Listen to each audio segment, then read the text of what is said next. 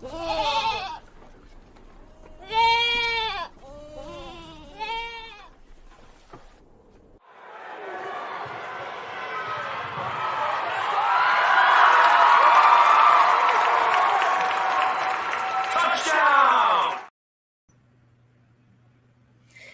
what's up, fam? Welcome back to the Two Goats Show. We're your hosts, Miriah and Steph. Today, we're joined by a very special guest, Coach Dezi. What's up, ladies? How are you guys doing?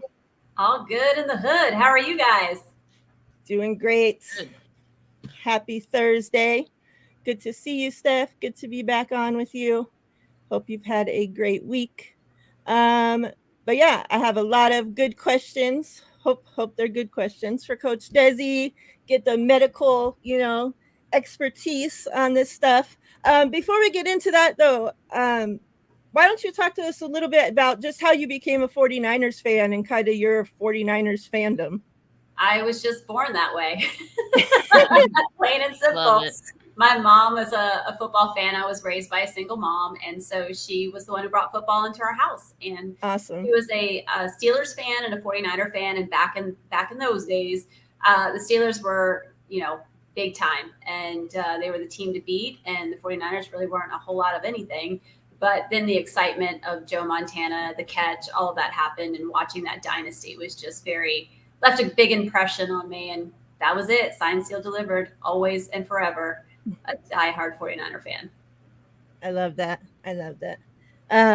Especially me, because my whole family is Eagles fan, so I definitely wasn't born into it.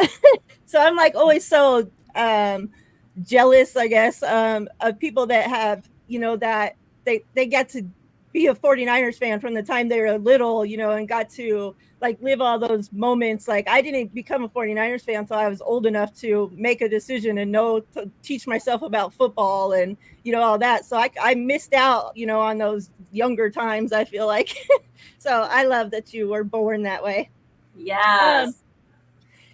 So let's get into kind of this team. I was thinking about it when I was making my notes, and I'm like, we've kind of been luckier this season so far on the injury front, knock on wood, right? Because even though we've had some scary, injuries, obviously with Trent's a big one, obviously missing Debo for a few games, but nothing too, I was like, what good injury questions do we have? And I'm like, man, the 49ers so far so good on this front. But let's kind of talk about Trent Williams, because I guess that's, obviously a big one that's happening right now. And I think, when they first announced, about his ankle sprain, Kyle seemed optimistic about it. Okay, it's not a high, he should be okay. And then it kind of seemed like, okay, well, he's still not practicing. Something just doesn't seem right. We first come right back after the bye, and he still didn't practice, that first day. And I'm like, okay, this doesn't seem right. And Kyle kind of talked about it and said, well, Trent's had multiple injuries in that same area. So now, yes, it was a low ankle sprain, but it's like a low ankle sprain plus because of all those previous injuries that he's had. So can you kind of talk to us a little bit about that? Is it because he has scar tissue? Is it what makes that, happen that way? And what do you think, does that, because it seems like obviously Trent, we haven't got a full season out of Trent, right? Before the season even starts, I just plan on Trent missing 3 to 5 games, at least of the season. So you think that this is something that is going to shorten his career even more? How are you feeling about Trent's ankle foot situation? I love Trent, and it makes me probably really sad when I start to talk about his, where he is in his career, because it's a tough spot. He's 13 years in. I mean, that's a long time. I feel like we're kind of already at borrowed time, so to speak. I feel like in the next draft, we need to start looking at what might a backup look like. And he is irreplaceable. He is a pillar. When he and Debo were out, I just felt like it's so hard to get anything else happening, especially for Christian McCaffrey when he is not there. In terms of his injury, so when I looked at his injury, it looks like so there's the outside part of the ankle, which is called the lateral part. There's the inside part of the ankle, which is called the medial aspect. His injury happened, I believe, on the medial side, which is not where one typically, when we talk about sprained ankles, most people say, I rolled it, and they rolled it to the outside, and it's an outside lateral ankle sprain. But for him, it was more of a medial one. So that's not super common. It's a larger, wider band of tissue there that supports the inside part of the ankle. And so he is a little flat footed. So I think he was kind of used to maybe rolling that in, and that's where the recurrence comes from. Anytime you have an injury, there's different grades of sprains. So there's a grade 1, a grade 2, a grade 3. So even though, people say, oh, it's just a sprain, and even though they came out, 49ers came out in initial reports where it was not a high ankle sprain, you can still have a grade 2 and a grade 3. A grade 3 is so terrible that most people are like, I'd rather just have a broken ankle. Like, I'd rather just break a bone because it takes even longer and it's tougher to heal from. So if you don't rehab these things properly, you can always have recurrent injuries. And there's a lot happening in his foot and ankle. And again, with him being a little bit more flat-footed, he pronates, and so that ankle just constantly has stress more on the inside part of the ankle. So it's kind of how he's built. And then anytime you have recurrent injuries, you tear a little bit with sprains, even though it's not a full tear, although it can get up to that. Any kind of tears is replaced by scar tissue, and scar tissue is just not very forgiving, and it's very easy to kind of tear or re-injure in that same place. I know that Trent tried to play this past weekend on Sunday. He said it was about 70 to 75%. How much of a risk was that really for him to go out there and do that and potentially like re-aggravating that? I know Kyle has said like he's fine, there weren't any setbacks, but like how risky was that really?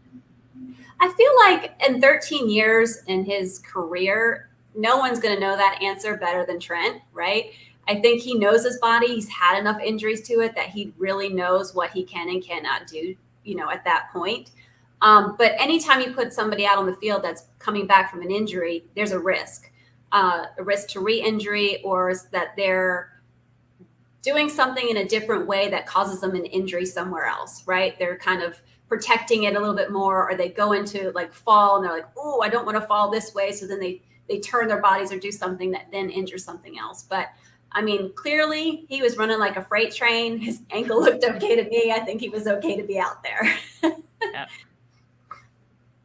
Yeah. So some news came out about Jason Verrett. I think he's quite a favorite for a lot of 49ers fans. He was released from the Texans, and then it was announced today that the 49ers worked him out. No news yet that he signed or anything. I kind of want to get both of your thoughts on Jason Verrett.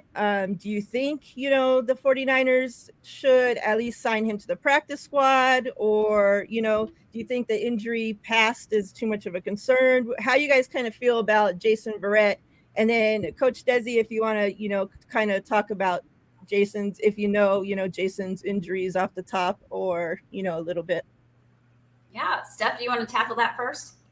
Yeah, I mean, I was talking with Rob about this earlier, and of course, this was before the news of 49ers working him out came out. So I was just throwing out the idea, hey, like a lot of fans have been talking about this. Should the 49ers consider it? And it seems like they're at least considering it, right?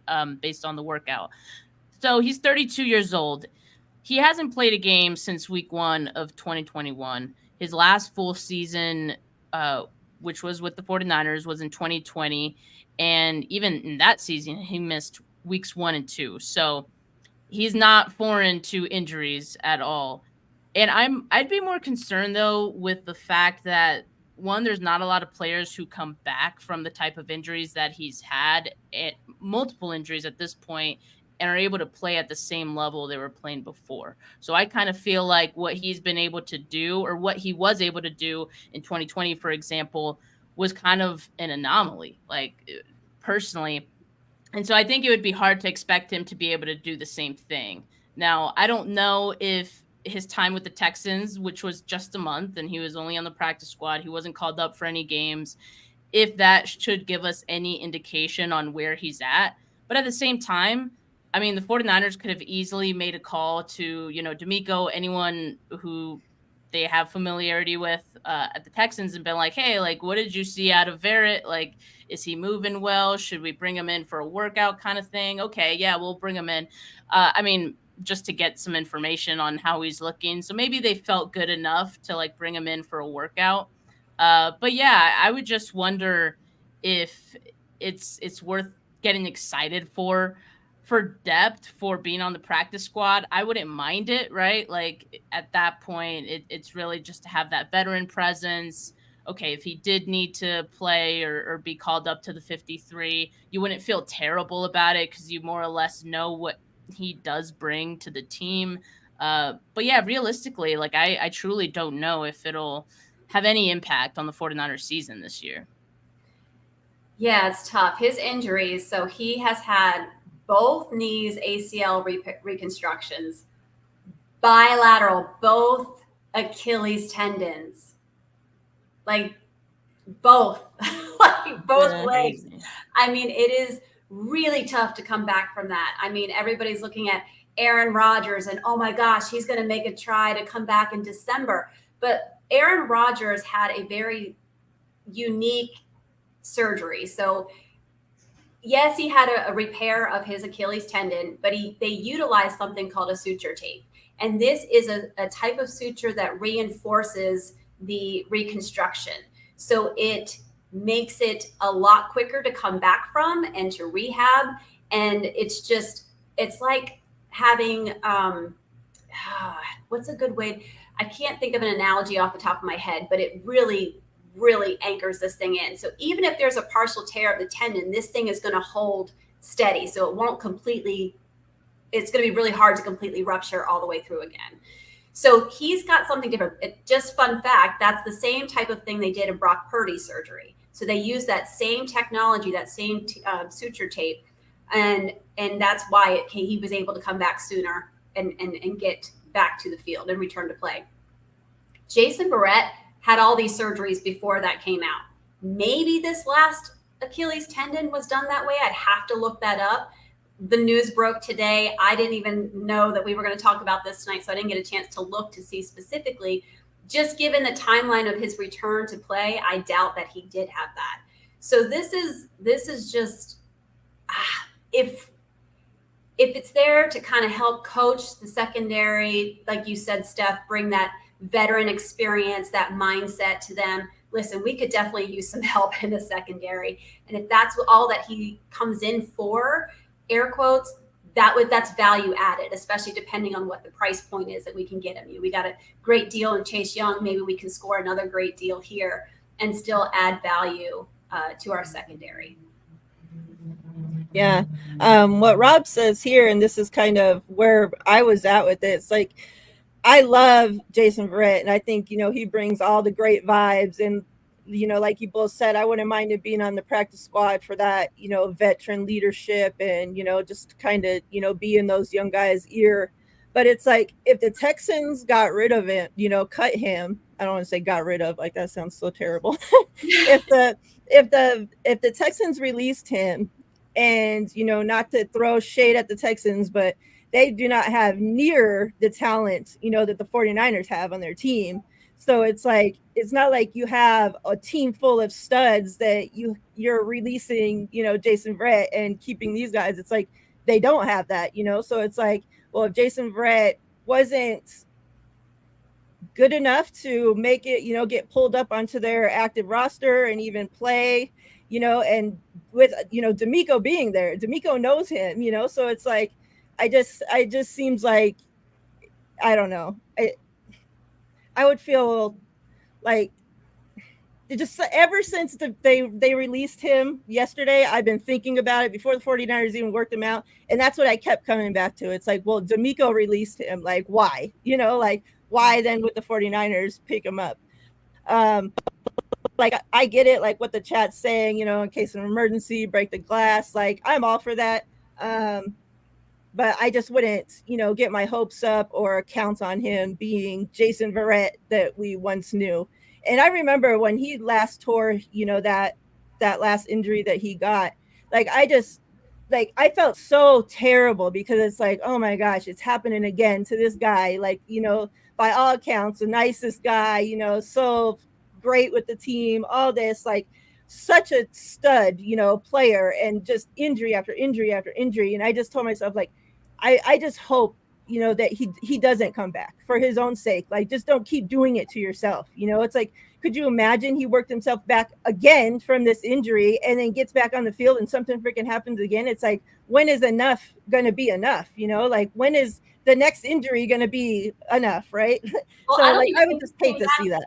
I don't think he came back from, so he had his ACL reconstruction. He was just coming back and he tore the Achilles at like practice, like not, he didn't even make it back. So we don't need another situation like that for sure.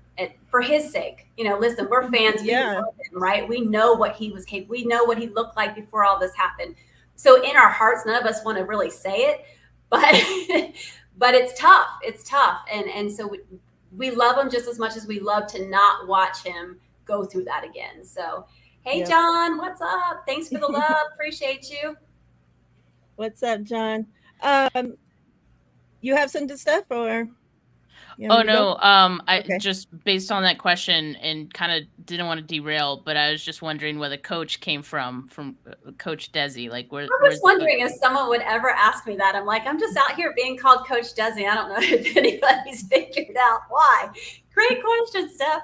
So there's a couple reasons. One, I'm a track coach, but really what I do, for those of you guys who don't know who I am or what I do, I'm a physician assistant. I've been practicing medicine for over 20 years, ER, orthopedics, weight loss, and currently I own my own weight loss practice in Tampa.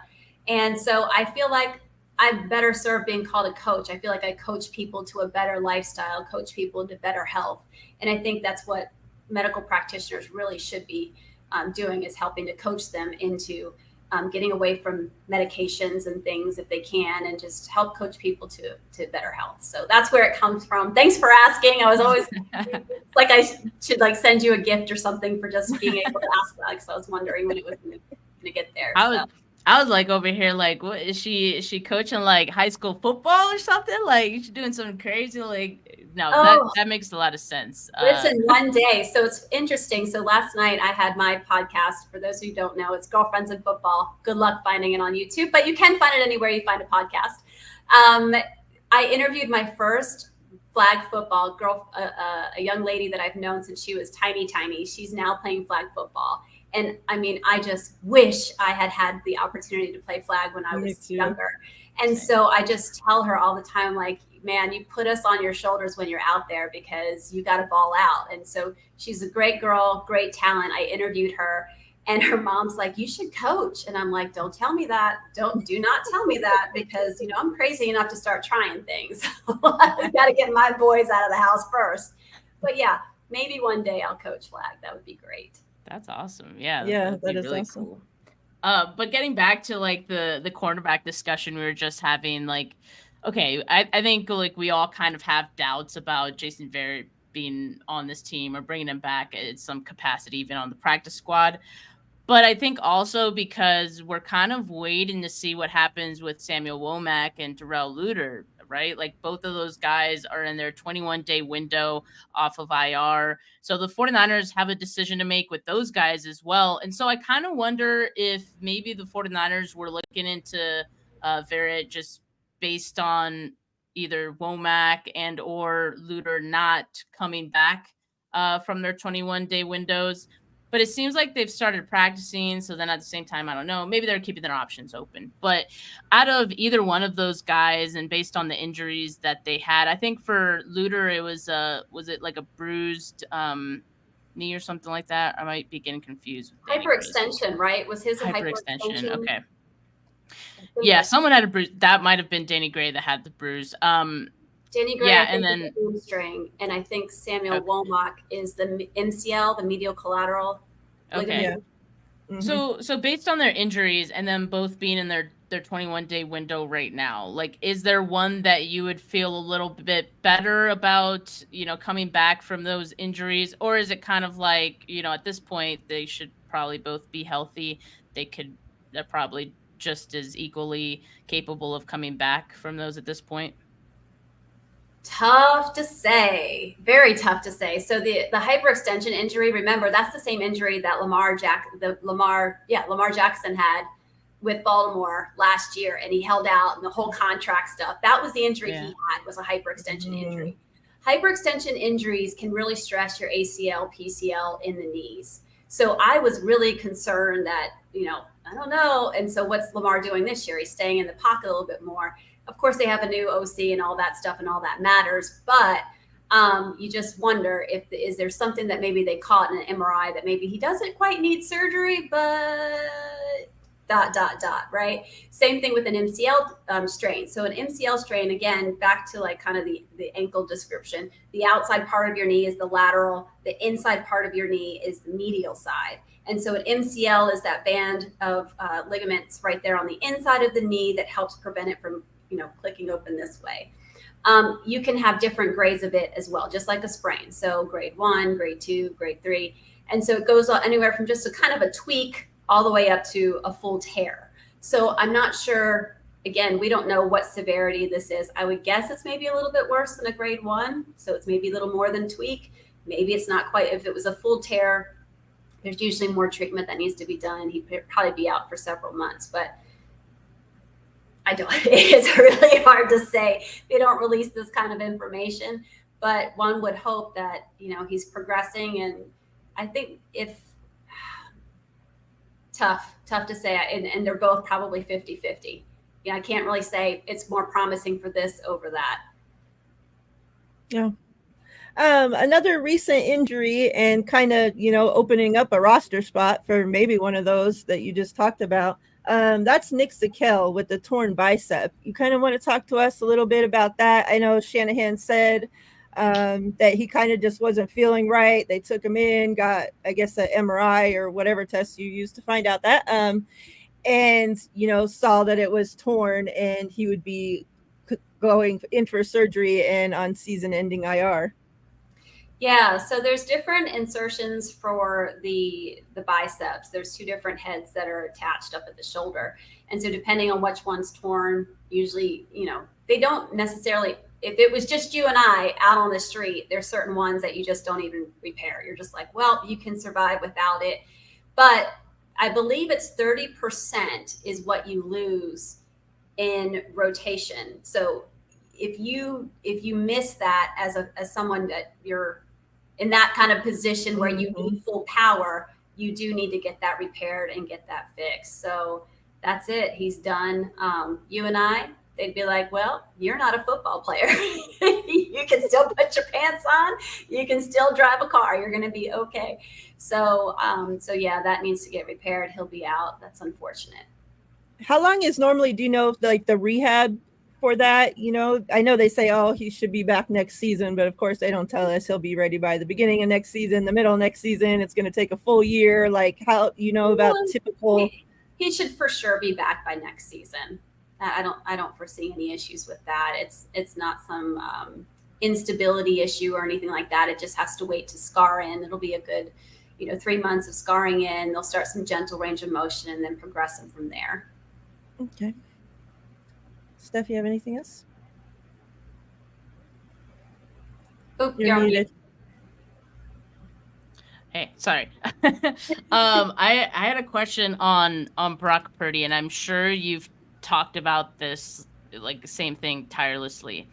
But because of the bye week, and I heard that Brock Purdy didn't throw at all, like during the bye week, it seemed like that was very intentional, right? To just like rest that arm. It'd been the first time it'd been rested since he started throwing, since he was coming back from that surgery, right? How much do you think like that rest like really does help like a player like him coming off of that surgery? Like, do you think it was starting to get tired? Like, is it possible for it to like start to get tired again after a lot of work, after so long of rehabbing and not really like having that range of motion and all those things for a long time? Yeah, I'm sure he kind of went from 0 to 60, right? Like there really wasn't like this gentle progression. Surgery back when it was first getting done was delayed by a whole like almost month, right? So that already took time off of him coming back in the summer. And then as soon as he came in the summer, it was like boom, boom, boom, boom. The thing is that because the iteration of the surgery that he had is so new, I think the first data started to come out in 2016. And there's not a lot of data. In 2020, we had COVID. All the ORs got shut down. Only emergency cases were being done. So to take out that whole year, there was nothing done. And even 2021, there was some wonkiness. So since 2016 to now, and then add in, there's studies done, sure, but how many of them are on professional athletes? And now you're looking at even smaller numbers. So there is a very small subset of information that we have as to what this will even look like.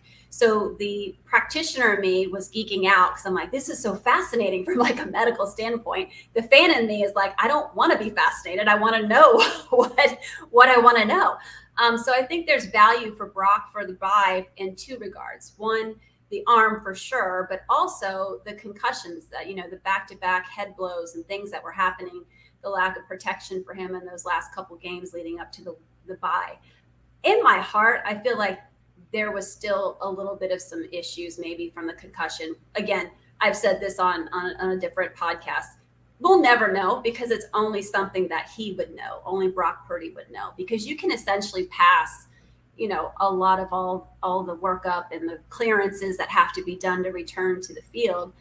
But if there's a part of it that's just subjective. So if he's not admitting certain things or the full extent of certain things, you can slide a little bit through that.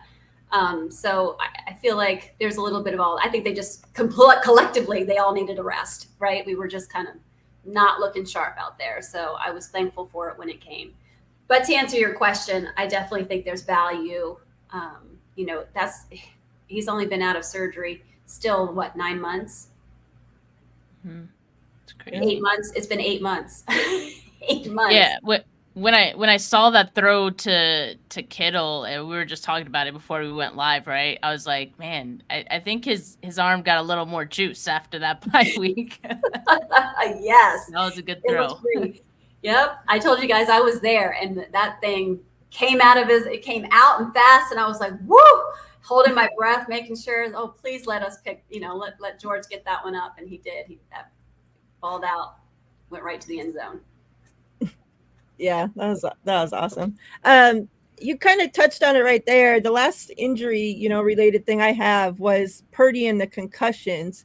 And I kind of just wanted you to talk a little bit about, that second impact syndrome. And, because that next game that Purdy, right after clearing the concussion protocol, his last step on Saturday, he played that next game on Sunday. And, I know it's a few weeks now, but if you guys remember back, Purdy did hit his head in that game, and he, there was the camera, of course, is going to zoom on him because now it's paying attention to everything that he's doing, right? And, he grabs the side of his helmet, and, I'm like, okay, that just doesn't seem right. Like, if it didn't hurt, like, you wouldn't be grabbing the sides of your head, right? Like, something didn't feel right. And so it's kind of scary because, like you said, and I've heard that multiple times before, is like that these guys, are able to, they have to answer the question. So if they are not being honest, they are able to get through parts of that concussion protocol. And then how long does that normally, like, okay, so, that whether it's the second impact syndrome or, just another concussion or whatever, like, how long does that normally, so say he went the next 2 games without it hitting his head and then hits his head. Well, is that too much time for it to be second impact syndrome? You see what I'm saying? Like, how long does that kind of time frame to where, okay, obviously it's not okay if he hits his head again, but, that it would be cleared off of that and just a new concussion, I guess. So the time frame between the 2 concussions just means that you haven't completely resolved your symptoms from the first one before the second one happens. So that's the difference. That's the time. So there really isn't one, right? If you had a massive concussion and you've, 2 weeks later you have another concussion, that's not enough time because you're likely not done with the first one. So that's what that is. For Brock Purdy, and it's weird when I looked up the data on that. So for second impact syndrome, there's not actually a lot of data on it because it's not super duper common. It doesn't seem to be, just severe concussions that it occurs in. It can be more of the mild ones as well, but it is super duper rare. And I would think, given that I'm a general football fan, I watched the Dolphins game where Tua went out, and that was the scariest thing I think I've ever seen, because as a practitioner, again, my background is also ER, emergency medicine. And when I saw him, I was like, there's no way that guy's going back on the field. And I'm like, okay, he went out for the halftime and then he came back. Literally, I shut my TV off. I'm like, I will not watch this. That man is going to die out there. And then, he came back not long. So if there was ever going to be a second impact syndrome or second impact syndrome, I would say that it would have been with Tua. Again, it could be in mild ones, but that was probably the scariest thing that I've ever seen.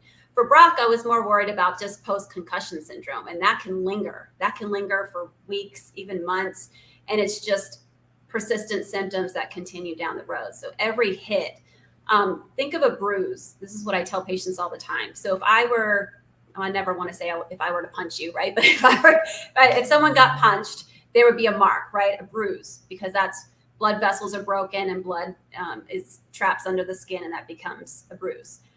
That's what happens to our brains when we get concussed. So it's a forceful back and forth, and our brain kind of sloshes around, hits our skull.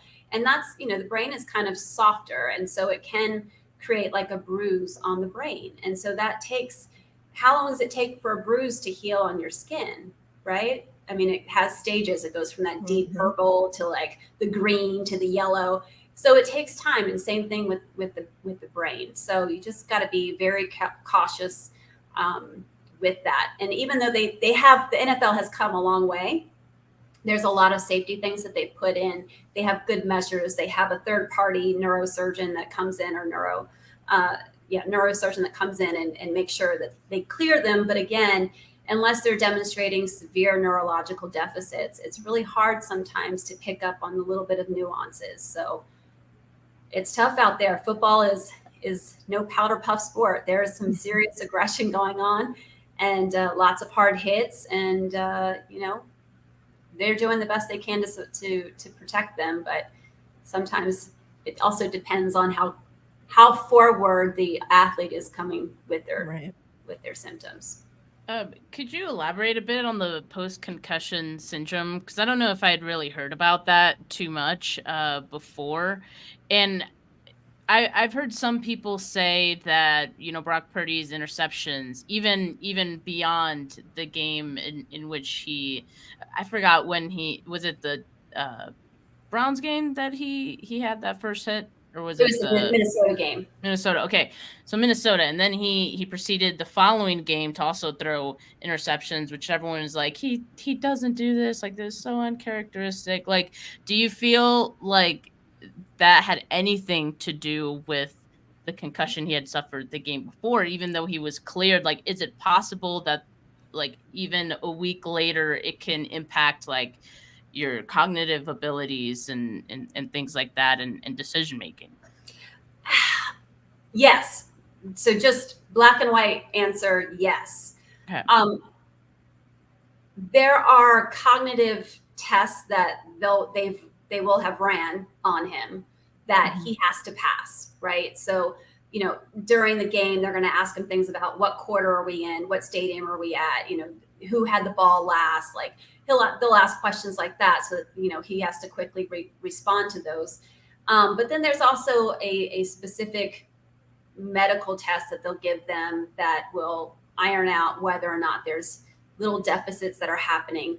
They'll give these athletes the test, prior to the season to kind of get a baseline, and then they'll match that up with what's happened since the injury. And so that's fantastic. But if you're not exhibiting, if it's so mild that it's not being picked up on that, and by the way, the research on it it's not 100%.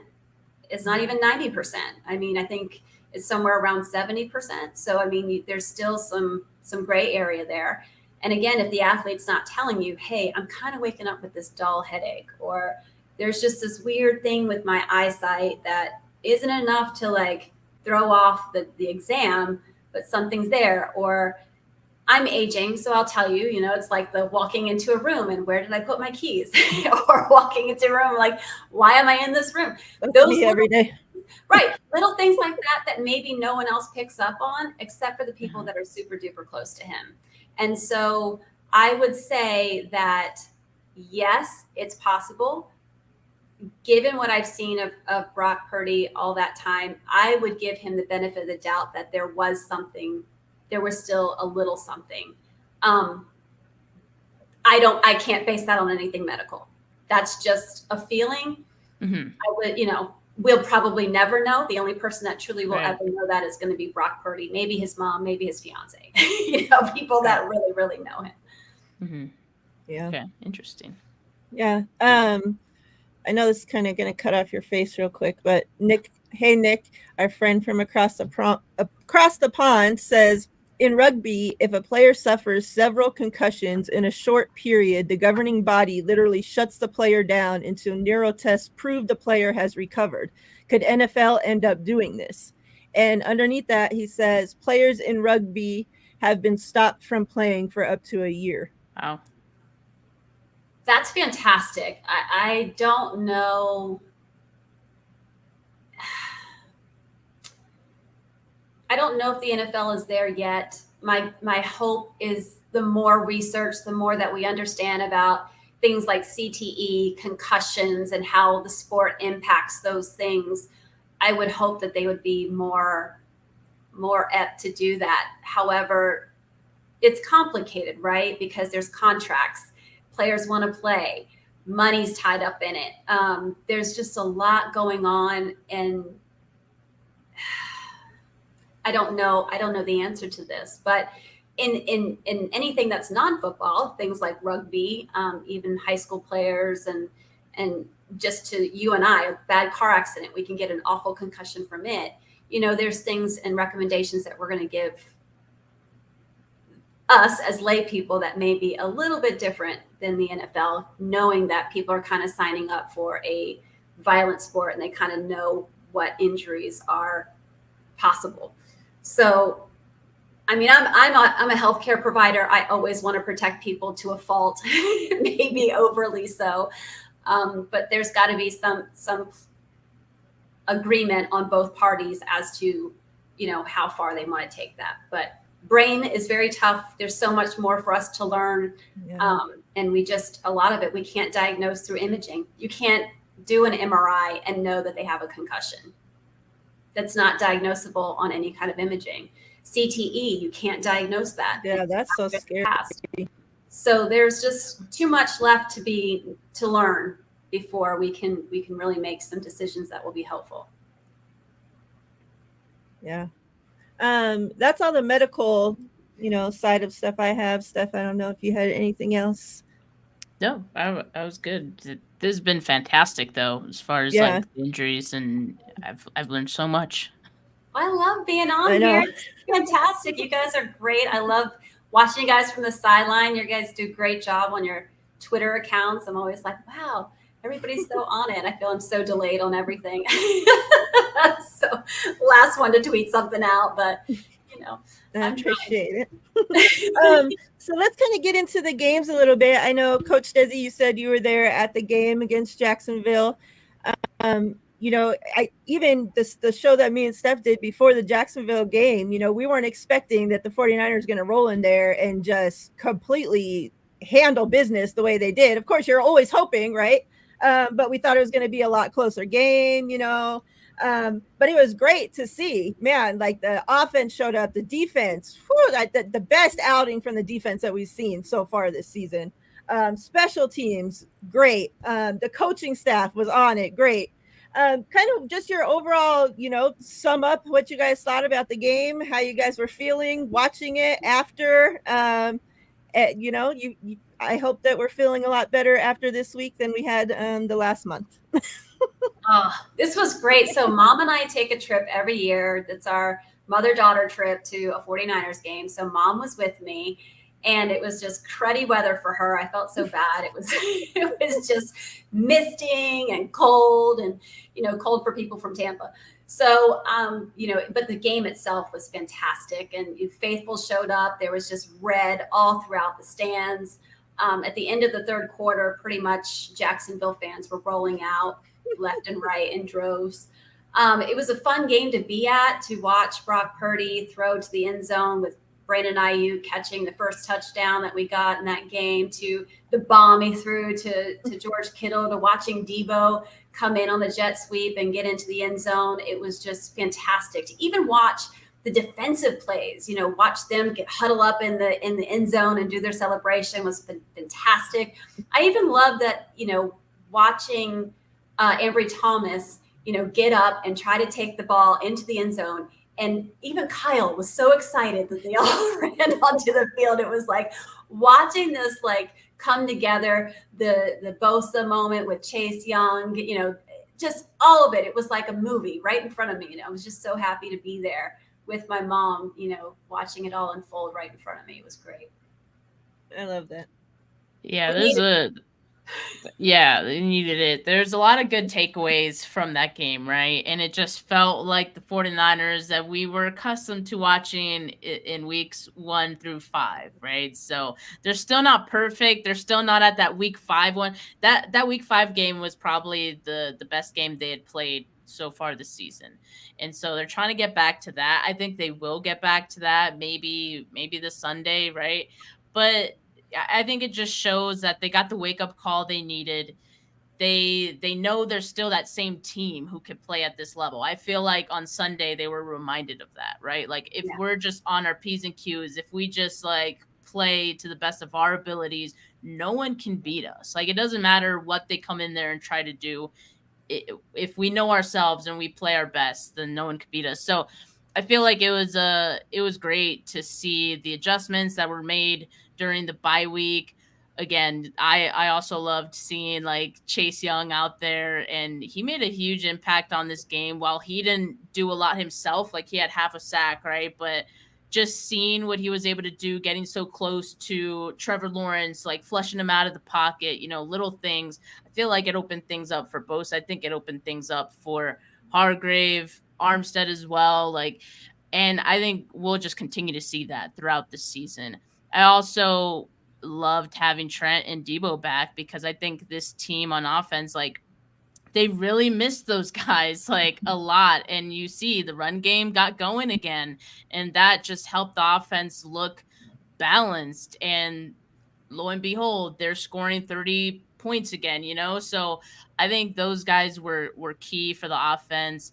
And then the last thing I'll say about the defense is that, I did kind of, I don't want to say I made fun of the fact that, people wanted Steve Wilkes on the sideline. Okay, maybe I did a little bit. Did. But after seeing it and after seeing the interactions that he was having with players, and those are just the ones we saw. Those are just the ones that they showed on the broadcast of him talking to Charvarius Ward, of him having that what looked like a really special moment between him and Ambry Thomas. I was like, man, you know what?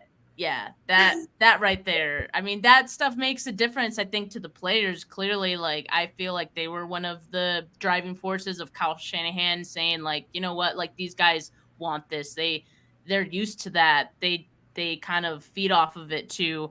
So I liked it after seeing it. While I don't think it makes a difference in Wilkes's play calling ability or anything like that, I think it's cool to see that interaction with the players. Yeah, I feel like I need to confess. I need to get this off my chest. I did tweet out in the middle of, I can't remember if it was the Cleveland game or the Minnesota game. I did totally tweet. You guys can look it up. I'm gonna need Wilkes to get up out the booth and be down on the field. And not necessarily that I meant that permanently, but I'm he needs to be pulling somebody by their face mask and be finish the tackle. You need to tackle. So I was just kind of like, get down out of the booth, say what you got to say. You can go right on back up there if you want to. So I just felt like I needed to get that out there, because then it was so polarized. It was either you were for him to stay in the booth or you were, for him to be on the field. And I don't think that it's so black and white. It's like, if they have an internal conversation where they felt like that was going to be valuable, hey, let's try it out, because what's happening right now wasn't working. So yeah, I'm all for trying. If it works, great. If it doesn't, go back in the booth. Because like you, Steph, I agree. It doesn't necessarily change what he's going to call or who he is as a coach. And if he's more comfortable up there and is going to do better calling from there, I'd rather him be there. But someone needs to be in these guys' faces and like either pumping them up or, or correcting things. And I know that's the positional coaches, but if that's not getting done, that's the kind of person I am. I'm gonna be in your face. That's my boys. I'm gonna be like, why is your bedroom like this anymore? You need to clean. She's coaching at home. I loved seeing those moments between him and, like you said, between Ambry. Like, if he wasn't down there, like, we know everything that Ambry's been through, like such a up and down battle, to like losing his starting spot, to most people thinking he wasn't even going to make the roster, and we come out of the bye, and this is one of the things I want to ask you guys your thoughts on. They line up and Ambry's starting outside and Lenore's starting in the slot. We hardly saw Oliver maybe 4 snaps in cleanup duty after the starters have been, rested or sat. But it's like, had Ambry, did all that, it's like he needed that from Wilks at that time. Like, his probably confidence was down in the freaking dirt as far as you could possibly go. Yeah. And after making that play, and I feel so bad that his touchdown got called back, but it's like still such a great play. And what he was supposed to then call Wilks on the phone up there so that Wilks could say, "Hey, great job, Ambry, you did it," like, no, so that was my whole thing. And people kept saying, like, making me try to feel stupid because, like, oh, grown men need another man on the side of the field to bring them energy and to. Well, no, but like when you do something good, you want somebody to tell you, right? When you're playing like shit, you need somebody to tell you the same, and Wilks can't just call down. Yeah, you can call up and down, but it's so much easier if he just walks over. He needs to talk to all the linebackers at once, about what he saw or what they saw. Okay, he can walk over and talk to them all. What are they supposed to call him on freaking speakerphone? Like, it just doesn't work, and like, you don't have enough time to be calling and doing all that shit when you can just walk over, change, okay, we need to do this, blah, blah, blah, and it's done, So that's where I was all for. But, since I didn't play football and Steph had to try to make me feel stupid, then, I had to put my Wilks feelings aside. Miriah. She tried to call me out. She tried to call me out now.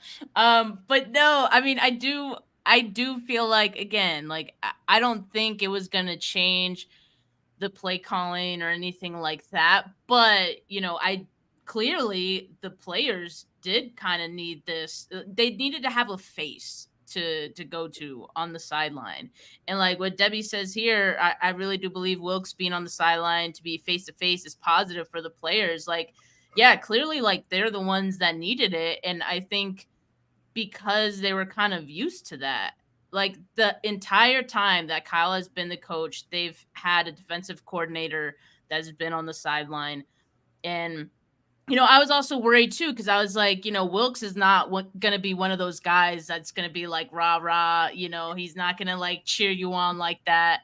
But I did see some smiles a couple times, like he broke a smile. So even just that, right? Like seeing him, break character, so to speak, like, and just getting comfortable and happy about like what was transpiring on the field.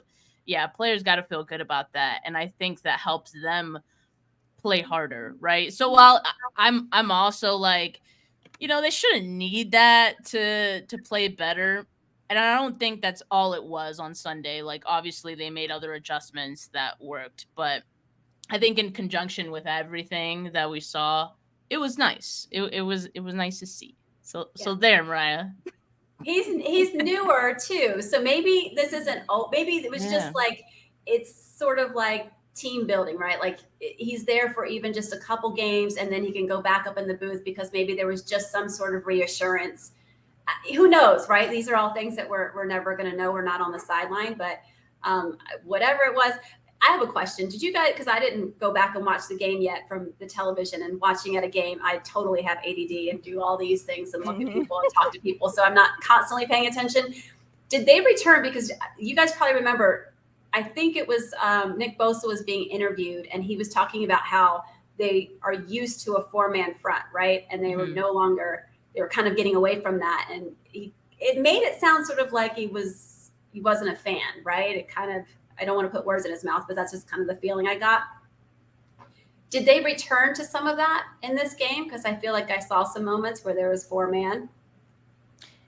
Yeah, I mean they're blitzing less, and that's really, I think, what was kind of the difference in the scheme that maybe like Wilkes was trying to do, whereas like they weren't ever doing that before. So I'm trying to find, like, I don't think I retweeted it or anything, but I literally just saw like the numbers for the blitz rate. Oh, I probably bookmarked it so I could pull it up really quick. I was just curious. I hadn't heard anybody. Yeah, I hadn't heard anybody talk about it, so I was like, oh, I'm going to ask the ladies tonight when I see them. So figured out that maybe they just were starting to return back to things that were more familiar, and not just, Yeah, that too. Like I said, I think it's a accumulation of a lot of different things that they did that got them back to looking like, the same defense that we know and love. So yeah, their defensive blitz rates from weeks 1 through 8 were 27.7, right? So that's a lot. And then in week 10, just 14%. So yeah, that was like one of the adjustments. Shout out to Akash for tweeting that out a little bit ago. Which is really interesting because Trevor Lawrence, I kind of really expected, my score prediction was like 30-24. I kind of thought they'd probably get away from doing a couple things and get away with something on us, but it was impressive. I was here for it. I was thankful for it. Yeah, it was awesome. Miss Debbie, thank you very much. We appreciate you.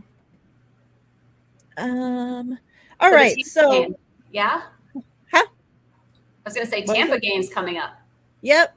We're going to get out of here shortly, but I do want to get your guys' thoughts on the Tampa game. I'm super excited for this one, and I'm even more excited to have Chase Young and to be having, them go against Baker, like the whole college thing, the planning of the flag that happened with Bosa the last time he met up with Baker. So I'm all for that drama. And I don't know. Like, I wouldn't say, like, of course I don't hate Baker. Like, I have no personal, feelings about him, but I am glad that he got out of Cleveland because I was sick of seeing those damn commercials. And I just think, like, he's just like I don't want to say a head case because that sounds so rude, but I feel like he's just I don't know, like a goofy guy. I don't know, a freaking goofball. So maybe he just needs to get, sacked a couple times. Who knows? Maybe. But yeah, I think that I have no worry about the Buccaneers whatsoever. I probably have too much confidence in the 49ers right now after, what had just recently happened, but I'm just not worried about them. Like, of course they have great, we know, their wide receivers are great. But if the quarterback is constantly on his ass and can't get him the ball, there's not really, they're not going to be great. So that's where I'm at with it. Kind of give me how you guys feeling about this Tampa Bay matchup. I found it interesting that Tampa Bay has the 5th lowest sack percentage. So it's close to 5%, and that's pretty good. And that's with them like passing the ball quite a bit. I believe I saw earlier it's like 60 something percent of the time they're passing the ball rather than running. So they kind of make themselves one dimensional, like voluntarily, which you would normally think, hey, like that's great. They did half of our job for us, but like you mentioned the wide receivers that they have, obviously really talented. Baker Mayfield's not getting sacked as often as you would think, given how much they throw the football. So that's something to be not wary about, but just like something to keep in mind. Maybe like don't expect that it'll be another sack party, but at the same time, like I'm just going to keep reiterating this. Like if the 49ers play on both sides of the ball, if they play that at their best, like no one's going to beat them and they're going to find it very hard to beat them. Right. So I think Tampa Bay is one of those teams where you should be able to win as long as you play your game. Now, like Eagles in a few weeks, that's a different discussion. Right. But, at the Bucs, you should be able to handle business against them. Not to say that it's going to be easy, because I'm always like, you got to respect your opponent. But at the same time, it's like I'm not playing the game. I can, Exactly. I can underestimate them if I want. So, I think, the 49ers should be able to win this game pretty handily if they take care of business. Yeah, it's at home. They're hungry to get another win, another W in Levi's. So, and this is when Brock Purdy showed out last year against a Tom Brady. Mm-hmm. So I really feel like he's going to feel energized. It's going to be just just the same energy in Jacksonville, but 3 times more, just because it's at home. They got the boom box back. They got Trent back. They got Debo back. Let's go, right? Like Mike Evans is great. I live in Tampa Bay. My best friend is a big Bucs fan. She's on the podcast with me, and we talked about this. Unfortunately, the Bucs just can't get anything going. They'll take 1 step forward, 2 steps back. I mean, it's just hot and cold, hot, cold. Baker has tried. He has, come out of the pocket, try to make things happen. Sometimes that goes right into an interception that goes against him. So, I feel confident coming into this. I just hope we're not overconfident, but we should be able to get this job done. And I still think it'll be Brock 30. Nice. Yeah. I'm surprised, that makes sense that I wasn't sure, obviously about how much they throw and, all that. But I did know that their running back White, like he looked like he was promising last season, and I know that I had drafted him like on one of my fantasy teams, and it's like, what the hell's going on with him? Like it would seem that if you're having trouble getting the ball to your wide receivers through your quarterback, that you would kind of get the run game going, but it doesn't seem Tampa Bay knows anything about getting the run game going. So that might be part of Tampa Bay's struggles, because on the season he has 429 yards. Like that just seems. But and I know this because he's on my fantasy team. He's still producing, one way or another. He's putting up good numbers. I think it's mostly because he's catching balls out of the backfield. So that was something like earlier when I was talking to Rob, I was like, that's something to keep an eye on. Like they might try some screens here and there. They're gonna try to get the ball out quick out of Baker's hands. And so I think Rachaad White will continue to like stay involved in their game plans. So, but the 49ers have, Warner, Greenlaw, they have an answer for that, right? So again, if they're on their game, like you could potentially take White out of it, right? Yeah. I think Mike Evans is the biggest weapon that we need to be concerned about, because they could have a crap game and then all of a sudden a bomb goes to Mike Evans, and it's just like, well,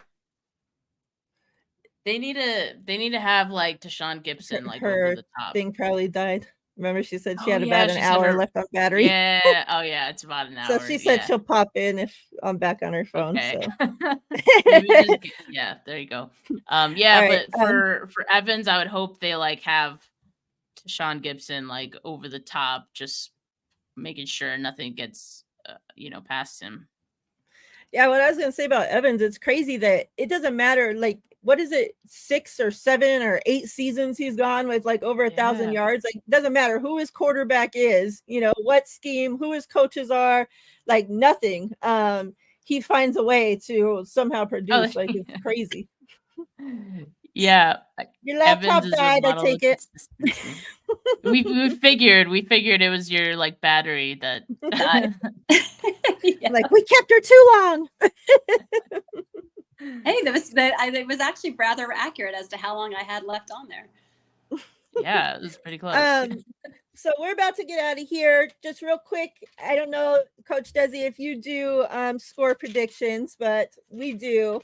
So, Steph, what is your score prediction this week? So I'm going to say 31-17. I think, Brock Purdy's still going to have a good day. I know the Bucs blitz a lot, but, Brock Purdy plays well against the blitz. So I think they're going to be able to put up points once again, 31-17. I say Coach Dezi? 37-10. I overestimated Jacksonville. Woo! To do that with Tampa. 37-10. Right.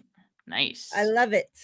And I'm sticking with mine. You guys know I stick with the same one all week. 31-6. Screw them.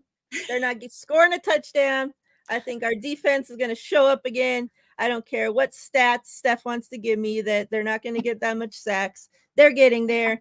It's going to be a race to the quarterback. Planting that flag on Baker. I'm all for it, like I said. Miriah, I appreciate that about you, the anti-stats girl. I love it. Stats don't tell the picture. I can be on that train. I can be on that train.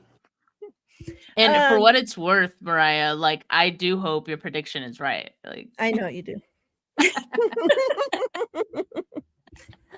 Coach Dezi, we appreciate you so much for coming on with us. We definitely got to do this again. Let the people know real quick where to find you. I know you say you can't find it on YouTube, but you can because I already did. So let them know where to find you. So my podcast is Girlfriends in Football, and I'm anywhere you can find podcasts. It's much easier there, but I am on YouTube as well. We do live every Wednesday at 8 p.m. Eastern Standard Time. Come check us out next Wednesday. We are a rowdy bunch. And I'm also on Twitter and Instagram as Coach_Dezi on Twitter and Coach Dezi on Instagram. There you have it. Steph, what you got going on? Well, tomorrow, as I do every Friday, I have my preview show with Lori Fitzpatrick. I'll have to poke a little fun at her for the Jags losing. She's a Jags fan, so I'm sure we'll lead the episode with that. But aside from that, I have my post game show on Sunday, and then we start the cycle all over again for the week. So yeah, excited about that. Hopefully, we're talking about a win next week. Yes. Yep, I agree. You guys know me. This is my last show of the week, so I am done. Next week, I think, though, is Thanksgiving. Correct? Yeah.